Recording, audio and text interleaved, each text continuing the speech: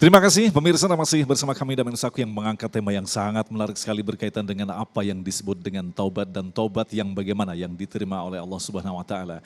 Insya Allah jawaban-jawaban dari guru-guru kita di segmentasi tanya jawab ini akan semakin menambah pemahaman kita bagaimana kita harus taubat secara sungguh-sungguh.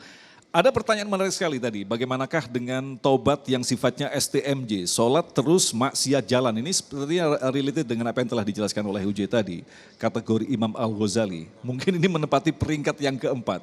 Pertanyaan yang lebih tajam lagi, sesungguhnya taubat ini kita harus berlatih untuk bersungguh-sungguh atau memang Allah memudahkan kita untuk bertobat? Naam. Ini amat sangat penting untuk kemudian kita kembali tekankan. Jadi kalau menurut saya bahwa itu masuk dalam kategori minimal yang ketiga dari pembagian Imam Ghazali dalam kitab Ihya Ulumuddin tadi. Kenapa? Karena memang orang tersebut masih punya rasa penyesalan. Kalau bagian yang keempat tadi itu dia berbangga dengan kemaksiatannya. Inilah yang sulit. Oleh karenanya ketika seseorang itu melakukan daripada kemaksiatan, hal yang paling pertama adalah satu dia menyesal, yang kedua jangan pernah putus asa dari rahmat Allah, itu poin. Sehingga dia tidak merasa sebagaimana ada sebagian orang-orang yang ada di zaman sekarang ini, udahlah gue ibaratnya masih banyak kotornya bro gitu. Jadi ntar aja dah bro, kalau misalkan gue udah bener-bener bersih, gue balik lagi ke Allah. Kalau sekarang percuma, gak bakalan Allah terima gue. Nah ini perkataan yang kelihatannya sadar akan dirinya, tetapi sejatinya dia telah terperosok di dalam iblis punya kemauan gitu loh. Nah supaya mereka memang gak bertobat yang pada akhirnya mati lu dalam keadaan maksiat. Jangan sampai seperti itu. Makanya hal ini dikuatkan oleh hadis baginda Nabi besar Muhammad SAW di dalam kitab-kitab hadis, termasuk yang paling ringan adalah kitab hadis Arba'in An-Nawawi. Di situ termaktub dikatakan ittaqillah. Kata Nabi besar Muhammad SAW, bertakwalah kalian kepada Allah. Ittaqillah haitsu ma kunta, dimanapun kamu berada. Berusaha semaksimal mungkin gitu. Lalu kemudian Allah dan Rasulnya tahu sadar kita ini pendosa gitu loh. Tapi bukan tengkulak kayak yang tadi dibilang Ustaz, bukan. Pendosa ada minimal gitu, yang nyesel gitu loh. Ya kan masih ada perasaan nyesel gitu. Wa atbi'is sayyi'ata al hasanata. Jadi poin yang di garis bawah itu. Dan ikutilah, iringilah keburukan yang kita lakukan dengan kebaikan. Artinya di sini punya gambaran kita itu memang pada umumnya begitu. Pasti buat salah terus, pasti buat salah terus. Tapi ketika kemudian kita buat salah, hati-hati. Jangan terjebak yang namanya setan punya kemauan. Taubat aja terus. Jadi buat salah barengin sama kebaikan, tobat barengin sama kebaikan, begitu aja. Ya ini bukan ngomongin orang, ngomongin diri sendiri sebenarnya begitu ya. Karena kita modelnya model macam kayak begitu ya. Nah tapi poinnya jangan sampai kemudian kita berputus asa dari rahmatnya Allah Subhanahu wa ta'ala. Itu menurut Anda. Jadi level yang ketiga tadi belum dihukumi, dia murtad begitu ya, masih ada peluang untuk memperbaiki. Yang keempat juga istilahnya bisa murtad bisa enggak. Hanya saja pada poinnya adalah bahwa nih orang kalau udah bangga repot. Nanti dia bisa mati minimal dalam keadaan su'ul khatimah wal iyadzubillahi min dzalik. Baik Ustadz Syah, dan kalau kita kembangkan tadi bahwa Allah setiap saat menerima tobat seorang hambanya ketika dia memang memiliki keinginan untuk bertobat. Ini ada sebuah ayat di mana ketika Fir'aun tenggelam yang diabadikan dalam surah Yunus 90, bahkan di terakhirnya Fir'aun mengatakan, aku percaya bahwa tidak ada Tuhan melainkan Tuhan yang dipercaya oleh Bani Israel dan aku termasuk orang-orang muslim. Dan diperkuat lagi dengan sebuah hadis dari Tirmizi, Allah selalu menerima tobat seseorang sebelum nyawa sampai di kerongkongan. Nah, kategori orang yang akhirnya sadar dengan kesalahan-kesalahannya tetapi dia sudah sampai di kerongkongan, artinya apakah tobat diterima atau memang tertolak? Padahal pada saat akhir dia menyatakan tiada ilah selain Allah. Ustadz Syahdan.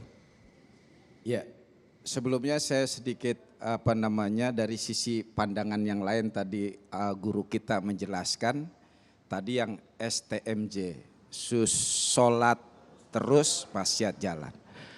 Pertama kita barangkali saya lihat dari sisi yang lain, ini boleh jadi sholatnya belum beres, ya kan? Karena inna sholata tanhanil fahsya'i wal munkar. Jadi harus diperiksa dulu nih sholatnya. Makanya ada riwayat orang sholat begitu selesai kata Nabi, sholat lagi kamu. Udah Rasul, sholat kamu belum sholat. Sholat lagi begitu selesai, sholat lagi kamu. Lah udah tadi ya Rasul, sholat lagi kamu belum sholat. Sampai 3 kali tuh orang sholat. Udah nyerak dari Rasul, gimana sih ini caranya? Gitu kan. Kata Rasul, sempurnakan wudhumu, bertakbirlah. Itu artinya kita dari wudhunya aja harus sudah sempurnain. Syarat rukunnya diperhatikan, sunnah-sunnahnya dilakukan. Ini kadang menang air banyak doang. Iya kan, Rasul itu kalau wudhu cuma 1 sok, 4 mud. 1 mudnya segini nih. Ya kan, itu irit banget kan. Kalau kita, Ustadz Agung, kalau wudhu, kalau membasuh muka, kalau enggak membasahin sebelahnya belum sah wudhunya tuh. Iya. Sampai muncrat orang. Ya Allah. Baik. Begitu takbir, Allah. Hilang akbarnya. Tidur. Banyak lagi yang harus kita koreksi di sini. Sholat kita, maka benerin sholatnya. Yang kedua tadi benar kata Ustadz Uje. Ini jauh lebih baik daripada orang yang terus menerus Melakukan kemaksiatan. bermaksiat nggak pernah tobat. Itu jauh lebih baik kok. Kenapa? Yang pertama kita tobat, dosa dihapus. Dia maksiat lagi, tobat lagi, dosa dihapus. Daripada nggak pernah tobat, begitu mati, Masya Allah tadi tuh masuk. Kalau di tenggorokan kita bilang telat bro, gitu kan. Jadi orang yang merasa aman, maksiat terus, nggak pernah mau tobat, ini kayaknya bukan orang, setan ini. Baik Ustaz Zadan, waktunya sangat terbatas, masih ada 1 pertanyaan lagi. Baik, terima kasih. Syasha. Terima kasih Mas Agung. Selanjutnya ada penanya berikutnya. Dengan Ibu siapa Ibu? Bu Eva. Ibu Eva. Iya. Silakan pertanyaannya disampaikan Bu. Iya. Assalamualaikum warahmatullahi wabarakatuh. Bapak Ustadz yang kami hormati, pertanyaan dari saya adalah ciri-ciri dari seseorang yang tobatnya sudah diterima oleh Allah seperti apa. Dan mohon izin, mohon doa apa yang harus kita panjatkan untuk anak, keluarga atau saudara kita agar diberikan taufik dan hidayah sehingga mereka mau melakukan taubat. Itu saja dari saya. Terima kasih. Terima Wassalamualaikum warahmatullahi wabarakatuh. Waalaikumsalam. warahmatullahi wabarakatuh. Ya Ustadz Yusya silahkan dijawab pertanyaannya Ustadz. Baik, terima kasih. Seorang ulama namanya Imam Ibnu Hajar Al-Asqalani, di dalam kitab beliau Al-Munabbihat liyaumil ma'ad, isti'dad liyaumil ma'ad, beliau ditanya, wahai Tuan Guru, kalau seandainya orang itu bertaubat, apakah ada tanda kalau taubatnya itu diterima sama Allah?